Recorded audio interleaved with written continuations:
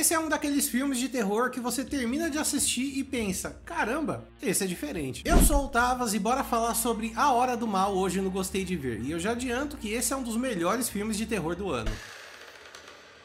É aqui que a história realmente começa. Imagina que você é professor numa escola de uma cidade pequena e uma manhã você chega na escola e só tem um aluno. E é um silêncio, um clima estranho. Minutos depois a polícia chega e você descobre que todas as crianças na mesma hora de madrugada fugiram de casa e correram para a escuridão. E essa premissa já seria o suficiente para me fisgar, mas como o filme apresenta essa premissa é incrível. Você já sente que tem algo muito errado acontecendo, mas não faz ideia do que. E o clima de cidade pequena é muito bem explorado, aquele lugar onde todo mundo se conhece, mas a confiança já não é mais a mesma. Isso cria uma tensão social que vai somando ao terror e criando um suspense muito maior. Um dos diferenciais de A Hora do Mal é a estrutura narrativa dele. No início, o filme é dividido em capítulos e cada um deles acompanha um personagem mostrando o ponto de vista dele, dos eventos até certo ponto. E quando o capítulo muda, a gente vai acompanhando um pouco mais dessa história como se fosse um quebra-cabeça que a gente vai montando aos poucos. Isso mantém o mistério vivo por muito mais tempo e também dá pistas o suficiente pra gente se sentir parte da investigação. E essa estrutura deixa o filme muito mais criativo e memorável. É só uma pena que ele abandone esse tipo de montagem no terço final, deixando uma montagem um pouco mais tradicional. Que não chega a estragar nada, mas tira um pouquinho da identidade que o filme tinha no começo. E eu não vou dar spoiler, mas esse filme tem uma das cenas mais viscerais que eu já vi em um filme de terror recentemente. E o desfecho do filme é simples, não tem nada mirabolante ou absurdo, mas é justamente por isso que ele funciona. Ele é extremamente coerente com tudo que ele apresenta antes. E ter essa coerência com a ousadia de ser visceral é algo muito raro no gênero ultimamente. Eu já tinha curtido o trabalho do Zach Cregger em Noites Brutais. Ele sabe criar tensão e explorar de uma forma muito boa a desconfiança dos personagens, principalmente no começo dos filmes. Mas em A Hora do Mal ele traz um ingrediente novo, a comédia. E não é um humor escrachado, são piadas sutis que encaixadas em contextos absurdos deixam um incômodo muito maior. Esse equilíbrio entre rir de uma situação e se sentir extremamente desconfortável é algo que poucos diretores conseguem fazer. E aqui funciona muito bem. Por outro lado, ele repete um erro de Noites Brutais, que é mostrar demais o monstro. Quanto mais tempo de tela essa figura tem, mais a gente se acostuma com ela, e o medo vai diminuindo. Às vezes o que não é mostrado é mais assustador. A Julia Garner e o Josh Brolin são o coração do filme, parece que eles não estão só interpretando, mas estão vivendo os personagens. Cada expressão e reação é muito real, e isso faz uma diferença absurda na imersão. E o resto do elenco não chega a brilhar tanto, mas entrega o suficiente para não estragar o filme, e é isso que importa. A fotografia é muito boa, a decisão de não mostrar certas coisas e cortar no momento certo aumenta ainda mais a tensão do filme. A trilha sonora é outra surpresa, eu não esperava que ela ia ser tão presente e tão importante para a construção do suspense. Ela não tá lá só de pano de fundo ou para aumentar do nada pra gente tomar um jumpscare, ela meio que vai guiando o sentimento que a gente tem pelo filme. E os efeitos, tanto práticos quanto digitais, são muito bons, não tem nenhum CGI feio que tira a gente da experiência do filme, cada detalhe é muito bem feito pra gente ter a imersão que precisa. E sabe aqueles filmes de terror que os personagens tomam decisões burras o tempo todo só pro filme andar?